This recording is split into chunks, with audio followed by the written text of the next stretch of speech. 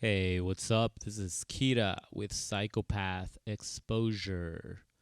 We're coming at you tonight. Late night video for those of you who are in bed right now, dealing with your anxiety, dealing with a panic attack or some sort of fear. And you're going through the YouTube videos. Believe me, that was me. That was me. And that's all of us when we don't have a clue what the hell is going on in our relationship. So I'm happy to be doing this video for you guys. Tonight I want to talk about the actual narcissistic abuse. Most people who haven't gone through this situation haven't even a clue.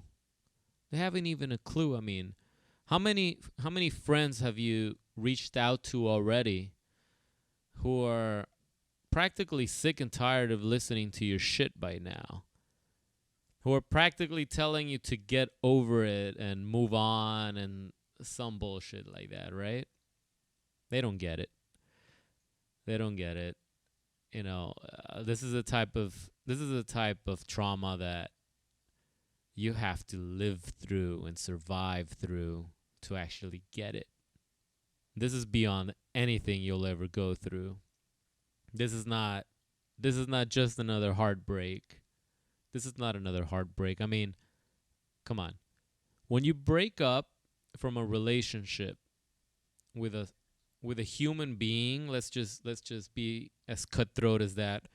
When a relationship ends, no matter for what reasons, if there's two human beings involved in that relationship, it's going to be a sad breakup for both parties, even when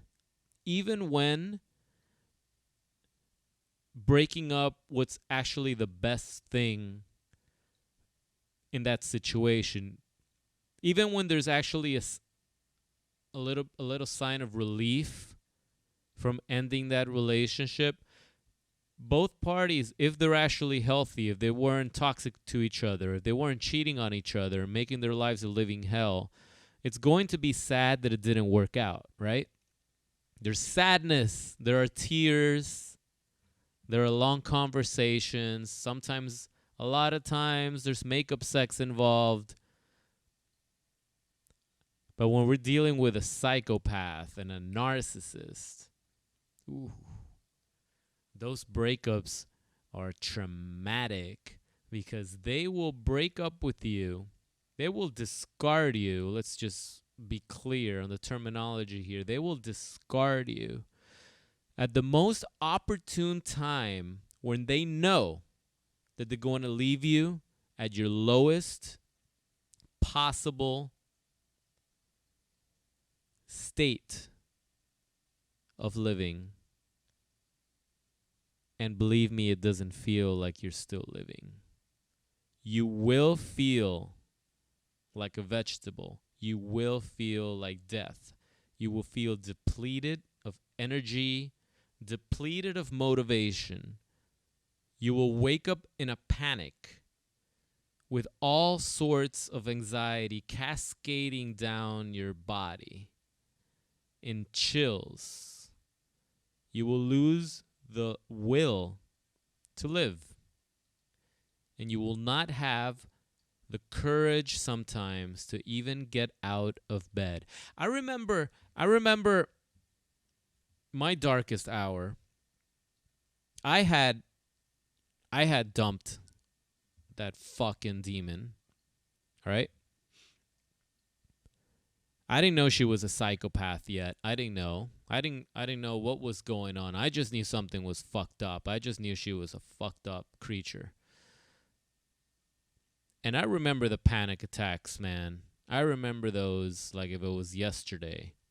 Because you see, it will be an evening just like today. And by this time, I was starting to feel a little good.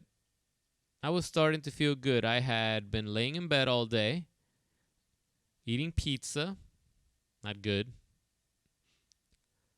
watching whatever on the laptop. And it was around the 8 o'clock, 9 o'clock mark that I finally would start feeling okay. And then I would get like a boost of joy where I was like, I feel good. I'm going to be fine. I'm going to be fine. And I will go to sleep and I'll get all comfortable in the sheets, and I would actually look forward to the next day. And then the next day would come. And when I would wake up, when that alarm would go off, I would wake up. Before I even opened my eyes, the thoughts would start coming, pouring in, like the floodgates of hell were just open. And I would feel my heart in my throat beating 100 miles an hour. And I had all sorts of chills. And sometimes right then and there, I would just go straight into a panic. Straight into a panic. I laugh about it now because I feel awesome now. I changed a lot of things, turned my life around, have done amazing things since, but I'll never forget those days. Ever. By the time I got out of bed and did my morning duties, I would sit there sipping tea for like 2 hours straight watching YouTube videos.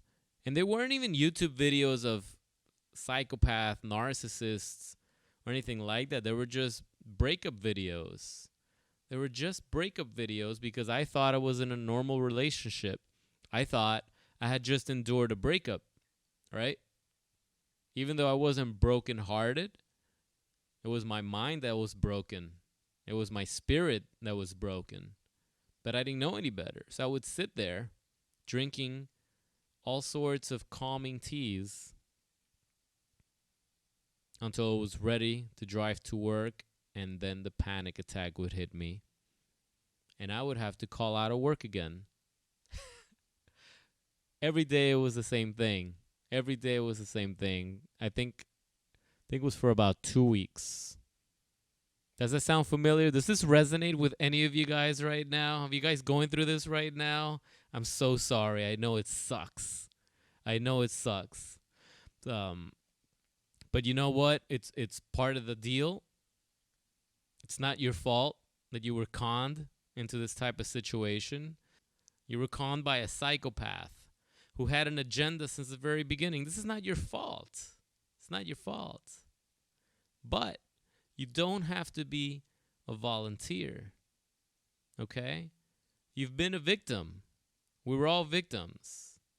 But we don't have to be volunteers of continued doom. This trauma is lifelonging, but we can reframe and rewire that trauma as we learn and as we get healthy to a point where we don't suffer from it. We might get triggered, we might feel some pain, some sharp pain.